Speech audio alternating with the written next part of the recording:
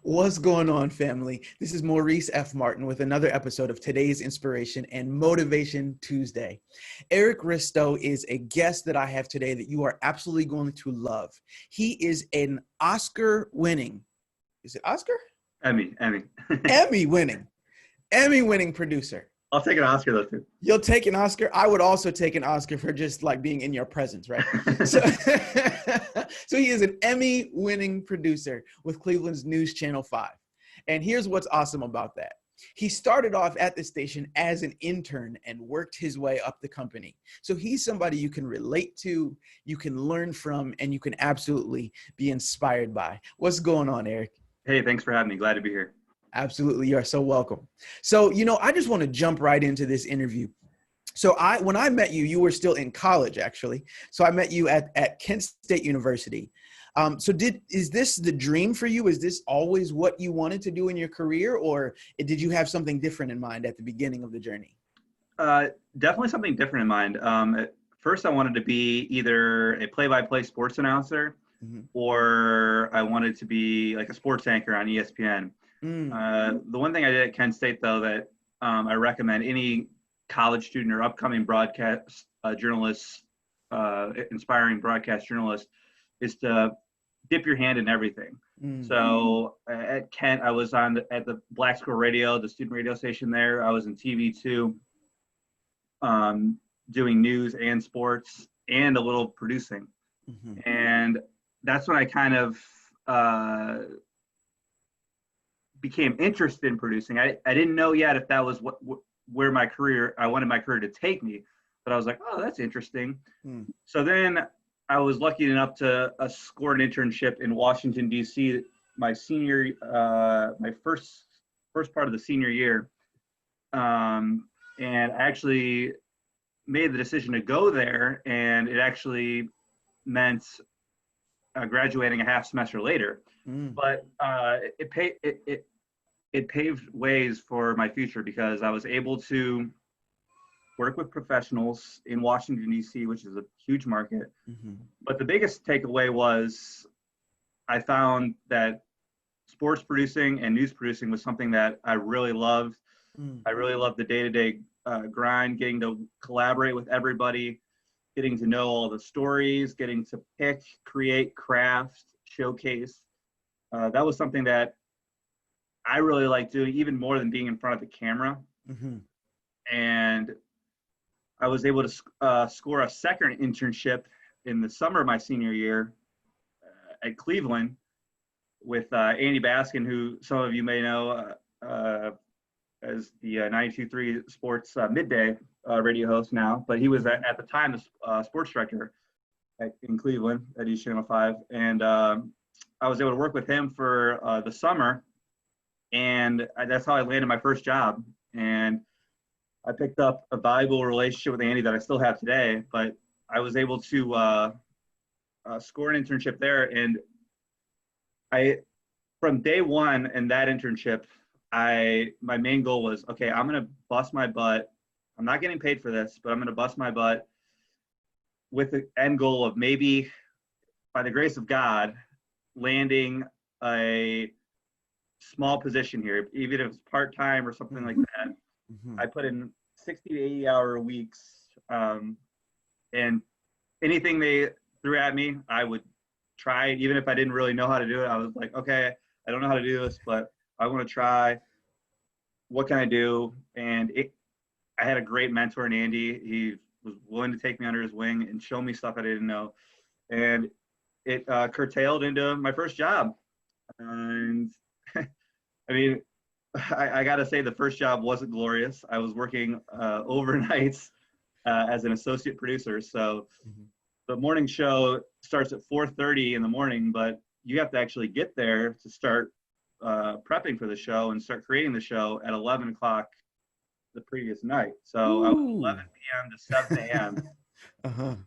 And I had never worked, I'd worked second shift before, like 3 to 10. But I never worked those crazy hours before. So it was definitely a big adjustment. But I mean, when you're just getting started, you really have to have that mindset towards that bigger goal, towards that end goal, and be willing to make sacrifices, be willing to do what it takes to get to where you want to be. Mm-hmm. And I mean, especially just getting out of college, you want to go out and hit that bar scene and meet a lot of people, especially because when I got the first job, I moved up to the Cleveland area from Kent, and you want to explore a lot of things and hang out with a lot of young people. And this job did prevent me from doing that a little bit. But Mm-hmm. like I said, in the end goal, I was like, this is where I want to be 5 years from now. I got to put in the work now. And I did. And thankfully, I was able to, 5 years later, get off that dreadful shift. And the rest is history. Man, so here's what I really heard you say that was so awesome. So at the beginning of your journey, you're like most of us, right? You have these high expectations. You have visions of grandeur and glory. I'm going to be on ESPN. I'm in front of the camera, right? And then when you finally find your position, not only is it behind the camera, but you're not going to even be in like the glorious position behind the camera. So you got to pay your dues. It's in the middle of the night. Is anybody even going to see my work? And that's after the internship, 60 to 80 hours.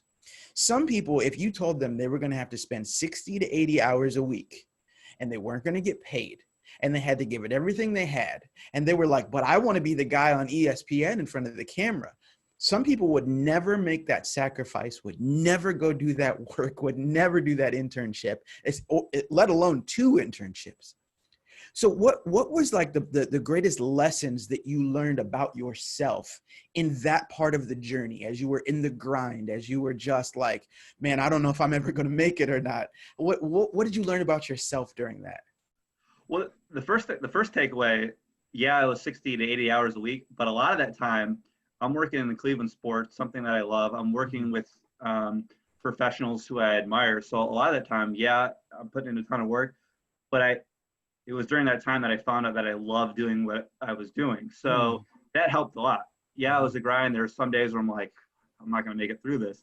But yeah, like I feel like when you find that profession that you love what you're doing and you're willing to put in that work, it makes it a little easier. The second thing, the first internship in DC was eye-opening because you see these ESPN sports anchors, you're like, wow, that's got to be the best job. But there's a lot of things that you don't realize that go into that. And that's what I learned. Like these people, yeah, they're at the top of the echelon, but they had to put in an absolute ton of work to get there. They didn't start at ESPN. That wasn't their first job. They were in Bodunk, West Virginia for 5 years learning their craft. And one thing that I've always loved Cleveland, I've always loved Northeast Ohio, and I didn't really want to move out of there. And producing was an avenue where I could actually start in Cleveland. And that was another reason why I kind of went that way. I didn't really want to go to a place that I had never been, starting making peanuts. Like, cause you, if you're on air, like on-air sports guy, you're making $15,000 to $16,000 starting. Ooh. So even my overnight position peanuts was double what you'd be making in a hodunk town in West Virginia. So Wow. But honestly, yeah, like I said, I learned that I love writing, and I didn't necessarily need to be in the glorious position. I love just collaborating with people and seeing the end product. It didn't matter to me if people didn't see me on air, because I knew in my mind, oh, I wrote that clever line that he said. And like in the back of my mind, I knew that. I was proud of that. And that was enough for me. Yeah, that's so cool. So one of the big things that happens for people, like I'm in my 30s, you're in your 30s too, right? Yep. Yeah. So we're at this place where we thought we knew what success was. And then you accomplish some of the things that look successful or sound successful. So in your case, being an Emmy Award winner. And because I know your character and I know your personality, I know that like in the end, that's not your end all be all. It's not just about awards and recognition. what is the true inspiration in what you do? And like, what is something that you experience as a producer that makes you come alive, or that really helps you know that you're leaving a mark on this world that means something to you? So yeah, I mean, in my 10 years now, I've done every different kind of story. I mean, we've done breaking news stories, from the girls kidnapped and found alive in Cleveland. They were kidnapped for 10 years, and freed out, to very uplifting stories. Those are my the good news stories, and the stories that have impacted people's lives are my favorite stories to tell. We did a story on this, I think it was about a month ago now, on this Black coffee shop in Cleveland that was struggling to reopen, as many businesses are because of the coronavirus pandemic. They were struggling to drum up business, and we highlighted them in a story, and then it went viral on Facebook, and all these people started coming in and coming in and coming in. So we did a follow-up story on how her business is now thriving again. Wow. So it was just, those are the kind of stories that, like, we literally helped shine a light on this woman's business and helped her get out of a tough time. And that's the power that journalism has. And that's one of the things that drew me to this profession, is your end goal is to help people and inform people and hold the powers that be accountable.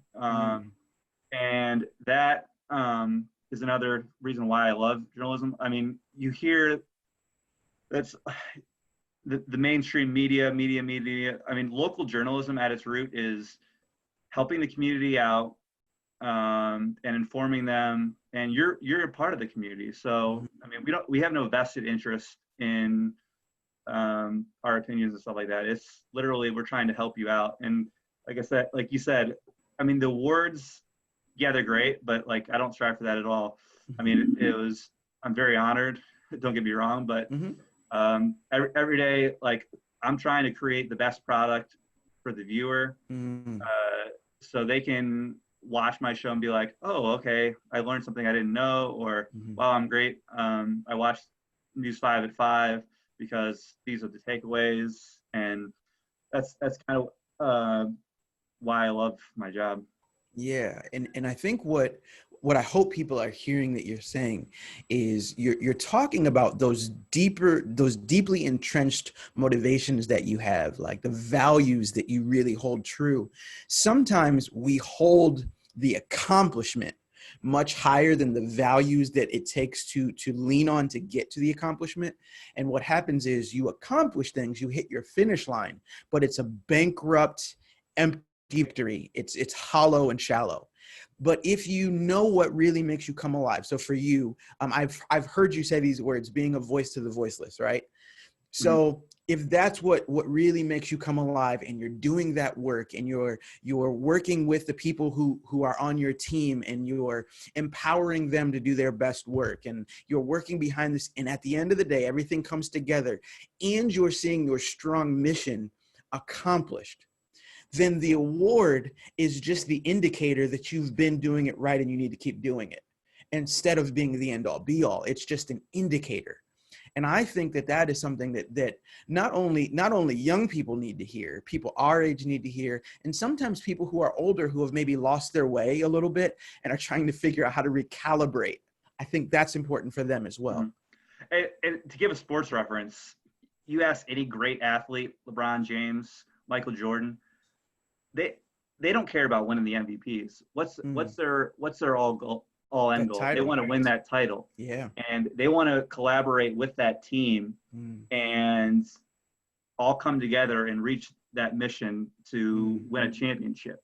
Yeah, it's great if an MVP comes that way, but they're not trying for that. And that's the same thing in the news. We're trying to come together and collaborate and create the best newscast or the best story that we can, that's going to help out our viewers, or it's going to help out the person we're portraying.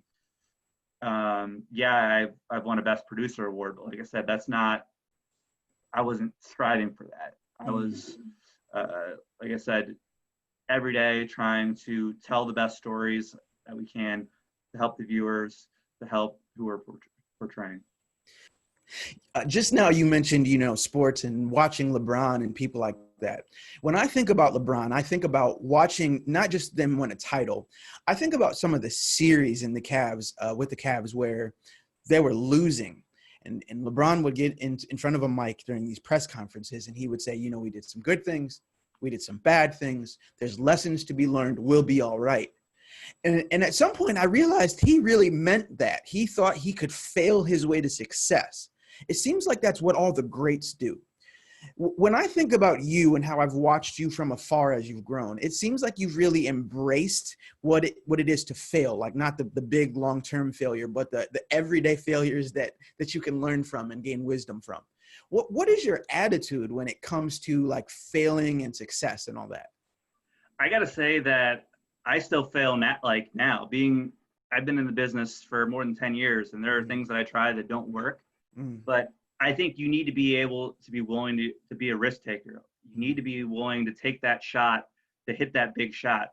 Kyrie Irving, to win that championship, what did he do? He took that big shot in front of Steph Curry's face. And what did he do? He brought a championship. So you need to be willing to a risk taker. And you can't be down on yourself if you fail. If you fail, what you need to do is you need to look at yourself and be like, all right, what did I do wrong? Why did this not work? What can I do next time to make it better? And there are some things that I've tried that frankly didn't work. And I had to look at myself, okay, can I do this again differently? Or should I just scrap it all the way, scrap it and do something else? And that's kind of helped me get where I am today, helped me win a lot of awards. Not that I was trying to, but one of the things my managers love about me is I'm willing to try anything, and I'm not afraid of the outcome. And I feel like that helps you get to where you need to be. If I'm a manager looking for someone that is willing to put in the work and willing to try anything, willing to be creative, I want that person, because I'd rather pick someone who can shoot for the sky than someone that's safe. And I feel like that's kind of what my managers see me, and that's why they like me a lot. It's all like, wow, that's really cool. I'm glad you tried that, even though it didn't work. And once they see you at your job trying new things, even if they don't work, I think they appreciate that creativity. And you build that rapport, and they're noticing, wow, you're really trying that thing, even if it didn't work. So it gives you more confidence, I think, to even try it even more. So you gain confidence in the trying by trying. And one thing that I hope everybody heard you say too is that there is that evaluation that happens afterwards. See, sometimes we just instinctually scrap things when they don't work. You said, I ask, is it that it needs to be scrapped, or do I just need to revisit it a different way? And sometimes we skip that evaluation. That sounds like that's really been critical in you as you've grown in your position. I feel like no one is harder on yourself than yourself. Like you have people telling you blah, blah, blah, this. I feel like you yourself need to be the truest person to yourself, because this is your job. This is where you want to be. Like, you got to sit down with yourself and be like, all right, hey, this isn't working. What can I do differently? I mean, you might be in a profession right now making a lot of money or something like that, but at the end, but that inner banker is saying, I'm not really that happy. You just got to sit down with yourself and be like, hey, what do I really want to do? Like, I need to be true to myself. Okay, I may be doing well financially, but I'm not happy. And I'm here to say that, I mean, you take the risks and maybe pursue, if in the back of your mind, you're like, oh, I want to be a news producer, I want to go into journalism, I'm saying take the risks and do what you need to do to get there, because I feel like at the end of the day, if it's truly what you want to do, stuff will work out in the end. And your inner banker is way more important, as you know, Maurice, as you found as a counselor. You get more out of that. And like I said, I get more out of helping people and telling their stories to the voiceless than making tens of millions of dollars as a banker or a accountant or anything like that, because that's truly what I love to do. But in any profession, I mean, find what you really want to do. Even if you feel like you're stuck in a rut doing a job and you can't get out of it, I'm here to tell you that you can. You just got to be willing to put in the work. And I think if you put in the effort and you're really inspired by what you do, I feel like you'll get to where you want to be in the end. So it sounds like self-reflection has been a really important part of things, because you just described these moments of like you, yourself, and you, right? And one thing that I know is that self-confidence, self-esteem, all these self things, they have to come from within you. So what exactly is your process for that? Because you talked about you talking to you. Is that a monthly activity? Is it a weekly activity? How often do you sit down with yourself and kind of ask those tough questions? Yeah, once a week, normally during the weekends. It's about an hour reflection process. And you ask yourself the tough questions like, what did I do this week that I liked? What did I did this week that I didn't like? What can I work on to improve? And I got to say, I don't care who you are. There's always stuff that you can improve on. I mean, even LeBron James there's something in his game that he thinks he can improve on. And there will always be stuff that I need to improve on. 20 years down the road, if I'm still in this profession, which I think I will be, but 20 years down the road, there's going to be stuff that I've tried and failed and stuff that I can get better on. I feel like even if you've won a lot of awards, you're thinking like, oh, I'm perfect at this. I don't think that's ever going to happen. First of all, I know it's not going to happen. And if you think it is, you're lying to yourself. And I think that your management or your employers will then see like, all right, why didn't you try this? Oh, because you think you're perfect. They'll realize that right away. So yeah, I'm always learning on the job. And I think another big thing is mentors, is watching your competition, but also having mentors to help you guide the way. You look at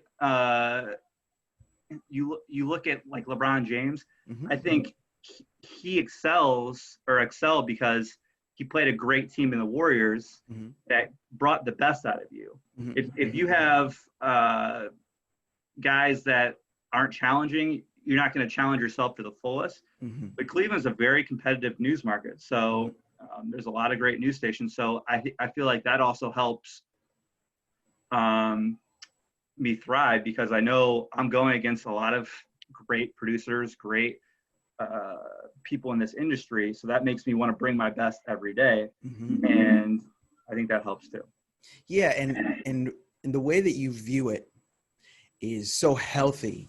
Sometimes what we do is we look around at the competition and we look at them with like a I hate you attitude, instead of how can watching you make me better? And some of it might be ideas and creativity and inspiration. And some of it is just like an acknowledgement of, you know what, that was really good. And I've never gotten myself to that level. So instead of the hate, vitriol, whatever that I'm going to push that way, instead I'll allow it to fuel me. And that is the healthiest way to see your competition. Not that your competition is somebody you should hate and try to fight, but something that should inspire you to get to the best version of you. That's what I think LeBron does. At the end of the day, he's friends with half those guys in the off season. You know, their families hang out, but on the court, you're somebody who's going to take me to my best level because I want to beat you. Exactly. And one thing that I do probably once every few months is I will record all the newscasts at one day. So I'll record mine. I'll record Fox 8, Channel 19, and Channel 3. And I'll watch them all together, each one, and kind of take notes, be like, all right, what did they do that I liked? What did they do that I didn't like? And you just got to be honest with yourself. You can't be like, oh, everything that I did, I think is the best. And everything that this other station did, no, that was stupid. You just got to be honest with yourself and be like, and there will be, I don't care what station it is, you will pick up little things that they did. You're like, wow, I didn't think of it that way. And I think that will help you in any job. I mean, just people aren't going to be the exact same. They don't think of the stuff the exact same. You'll pick up creative techniques in any job that you're in from other people. You're always better in numbers, and you're always better in seeing different things than you are yourself. That's so good. And the adverse to that too, you said you can't just watch them and say everything I did was great. You also can't watch yourself and say everything I did was terrible. Because sometimes that's the other thing that happens when we watch ourselves and then watch other work, is we will actually degrade ourselves. And so I think that what you're talking about is that healthy balance of like, I did something good and I did something where I could have probably done better. And I have to be able to see both, because I can't see all that I did all good, but I also can't see that I did all bad. I've got to find balance within me. And that's what it sounds like you strive for. And that has been a catalyst. I mean, you bring up a good point. Yeah. Have confidence in yourself. Be like, you know what? I did that right. Like, I mean, it's not selfish to say, hey, I liked my show better than that show. I mean, you got to have the confidence to be like, that was a great show. Like, I'm glad. That's not cocky. That's just being proud of yourself. And that's just having the confidence. I mean, cockiness is bragging about, blah, blah, blah, I won this award, blah, blah, blah, blah. No, you're just proud of your work, and you don't need to brag to everybody, but you're proud within yourself of what you achieved. And I think that's fine. I think that's actually, that's a maturation. Having confidence in yourself is something that a lot of people struggle with. And I think it's a big stepping stone when you have the power to look at yourself and be like, I'm proud of my work. I'm proud of what I've accomplished. Yes. That is, you said that's a maturity thing. And for anybody who's watching this, who's not to that place yet, I hope you really heard him, that there is a difference between being arrogant and conceited and just being confident. And confidence is necessary for being, for accomplishing good things and then feeling good about those accomplishments.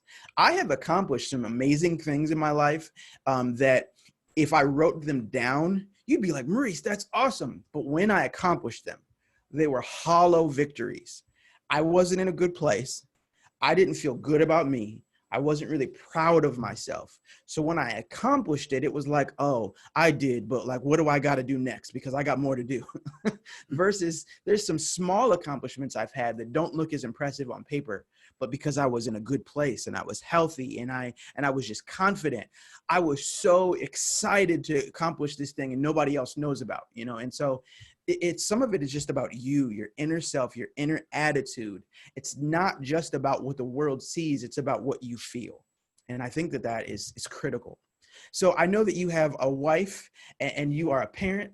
So I know that I got to get you back to regular life. So I guess here's the last question I have for you. You are doing a lot of experimenting. We live in a world that is a changing world right now. Do you see a lot of changes coming within media and news and local news? Do you see your job changing in any way as we evolve and move forward? Or is there anything that we can look forward to from you and things that you might be trying to bring to the table? Yeah, I mean, you asked a great question. Yeah, the media world is constantly changing. I mean, just in the 10 years that I've been in the business, it's changed drastically. I mean, we're now in a very social media driven world. Everything is very instantaneous. So now you'll see a tweet that a athlete sends out or a sports insider will send out. We get a lot of our news from Twitter, Facebook. That wasn't the case 10 years ago. Right. Even back before I started, the news wasn't so instantaneous. Police departments now are on Twitter, have their own Facebook page, and everyone's breaking stuff on social media. So that's one big change. Another big change is people are kind of getting out of the cable cable's kind of dying, and it's more internet TV. Podcasts are big. YouTube podcasts like yours.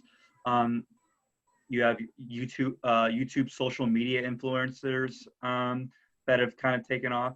So yeah, I mean, it's always changing, and that's one thing you got to be willing to do. Like, even if you feel like you've hit at the top of your echelon, the media is constantly changing, and you got to be able to adapt to those changes. One thing that I feel like that I did early on is I went into a lot of different, I picked up a lot of different tools because I jumped in and learned how to do this, learned how to do that, even if it wasn't in my daily job, but I was able to pick up that skill and now use that down the road as I adapt. I did a sports show 3 or 4 years ago called Dogs on the Run, which was a Browns talk show after games, and it was pretty innovative for its time because it was a live call-in show where people could Skype, FaceTime in, and kind of rant about, because the Browns were terrible at the time, could rant. Talk about it. Yeah, could rant and voice their frustrations, unfiltered frustrations, because it was on internet TV about the Browns loss that happened the day before. So that was a skill I picked up. We had never done anything like that, but I mean, it was great to pick up a skill, learning about FaceTime and Skype and internet TV and using an audio board and handling calls from viewers and kind of filtering stuff. So that was something that I had never had done before or anything like that. But that's a skill that if down the road, we've started doing more podcasts again. I'm equipped now with that skill. Yes. That's advice I have to people. Even if like you're really happy with your job, be willing to try something new, even if that's not your daily job, just to pick up that skill. Because the more skills you have, you never know where it's going to take you, and you can always lean back on that. Yes, that's so good. We sometimes think that we understand the chapter we're in. I say that a lot to patients.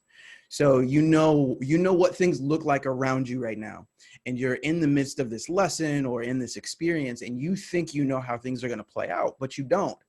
And so, you're in this show and you're trying something for the first time, and who knows what the point of it is. And then later on, when all of a sudden now everybody's working from home and everything is digital and it's way more social media, man, I'm so happy that I got that experience. At the time, it just seems random, and it was random then, but now it's like it was meant to be. You put yourself in position to learn and grow and adapt, and now you're more adaptable when you need to be. And I think that's the lesson.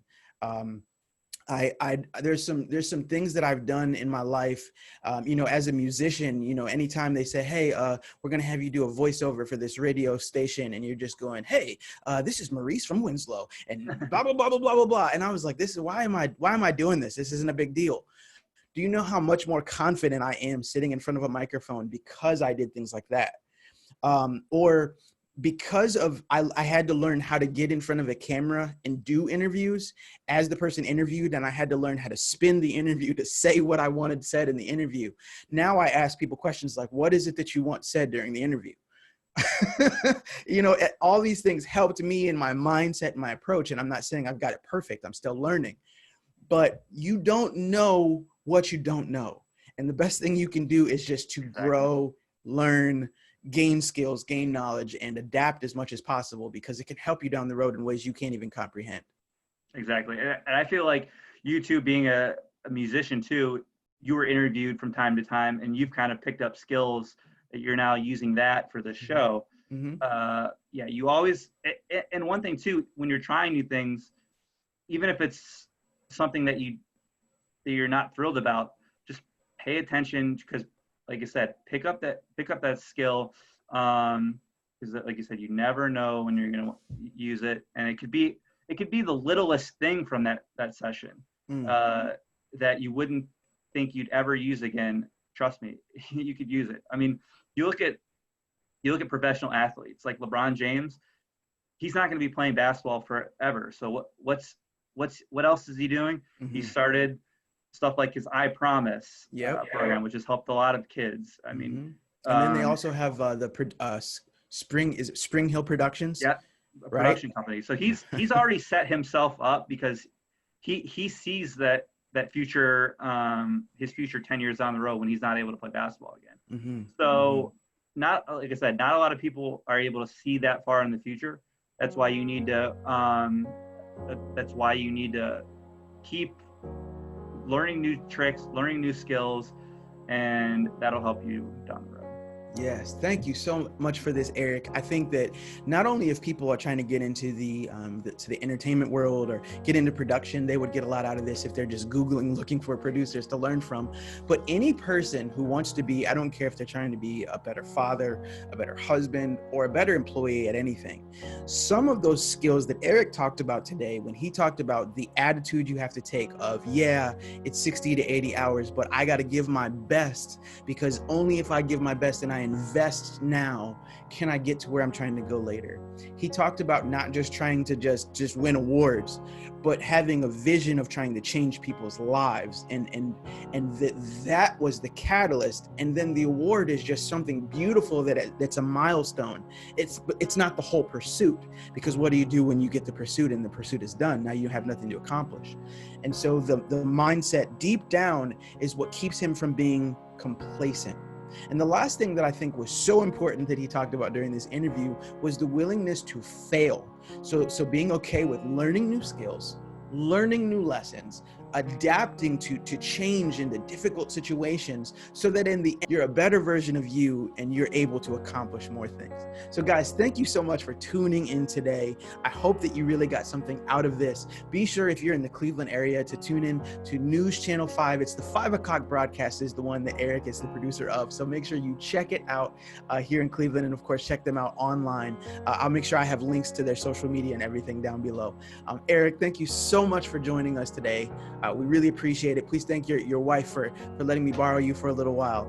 And just thank you. I wish you the best of luck, and just keep making all of us Golden Flashes proud. It's been a real pleasure to watch you from afar. Thanks so much. Yeah, and if there are any striving producers or striving anybody who wants to kind of learn more about what I do or is interested in getting in the field, you can hit me up on Twitter at Eric Ristow, my full name, or you can email me at risto@wews.com. Sometimes, like I said, just a quick email, I can give you some tips on kind of where to start, because you might not be like, okay, I have this vision, but how do I get started? I feel like getting started can be the hardest part. There's been a couple fellow Kent Staters who are a few years younger that I've helped along the way, and it's almost greater to see what they've achieved, because you've known that you played a little part in that. So anything I can do to help. I've had some big time mentors in my life that have had a profound impact on me, and I'm definitely willing to pass the torch. That is so awesome. So guys, you heard it. Shoot your shot, okay? If you are looking to ask some real questions from a person who's in the industry, if you need to connect with somebody who might be able to shed some light on things, please reach out to Eric. How often do you hear a person say on camera, it's okay to reach out to me? So if you are an aspiring producer, you are an aspiring person who just really wants to learn how to really get into this industry, feel free to hit him up and try to learn and grow. That is the whole point of today's inspiration. We want to leave everyday people inspired by everyday people. So with that, guys, we hope that you will tune in next Tuesday for another great episode. I have another guest that you are going to love next Tuesday, so you don't want to miss it. Again, thanks to Eric, and we will see you next week. My name is Maurice F. Martin, and this has been another episode of Today's Inspiration.